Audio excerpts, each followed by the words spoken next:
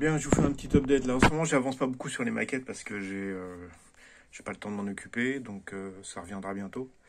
Donc simplement pour vous montrer la direction du truc. Alors il y a une vieille vidéo de notre ami Jean-Louis Naudin à l'époque qui avait fait un test sur l'effet Coanda, donc je vous la mets en route.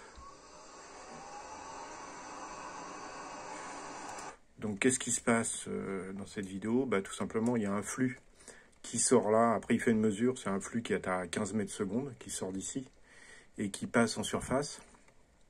Et donc qui crée une dépression de surface vis-à-vis de l'effet Coanda. Et on va voir que quand la boîte, enfin l'espèce de forme là, se replie carrément sur la bouche, et ben, il y a quand même une poussée qui se crée.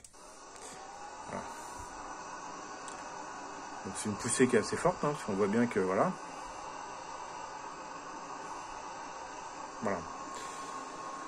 Alors quel est l'intérêt de ça? L'intérêt, c'est qu'on peut avoir cette forme-là, qui peut être soumise à une poussée, avec un flux qui est envoyé dessus. Alors la particularité, c'est que ce flux peut faire partie d'un rotor. Admettons qu'on ait un compresseur centrifuge avec des sorties, et que ces sorties elles soient dirigées sur un profil.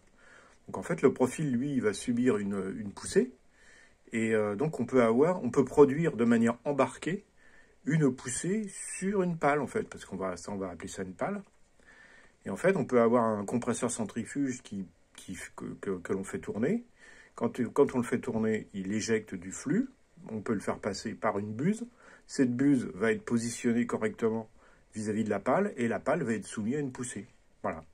Donc, c'est un peu comme si on avait un ventilateur embarqué sur un voilier, et qu'on envoie le ventilateur sur la voile et que le voilier se déplace. Évidemment, en l'état, c'est pas possible.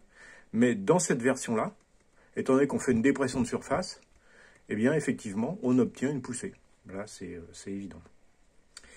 Et donc ça, c'est une partie de la chose. Mais on voit que là, il y a une partie arrondie, là, ici, qui peut être utilisée aussi. Et donc, ça, c'est l'objet de la seconde vidéo. Donc ça, c'est une maquette que j'ai faite il y a très longtemps, où on voit que, voilà, quand on envoie un flux entre la forme et une paroi plate, on obtient une poussée. Alors, il faut savoir que il n'y a pas une quantité de flux énorme, hein. Je fais vraiment attention d'envoyer une quantité de flux qui soit pas énorme, et on obtient quand même un couple.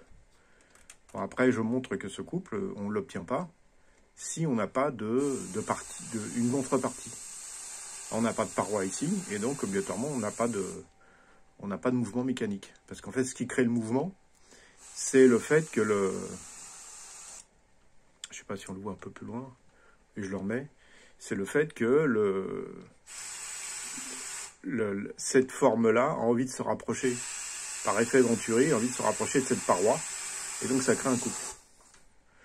Donc voilà, donc on peut commencer par avoir un compresseur centrifuge qui crée donc une dépression de surface.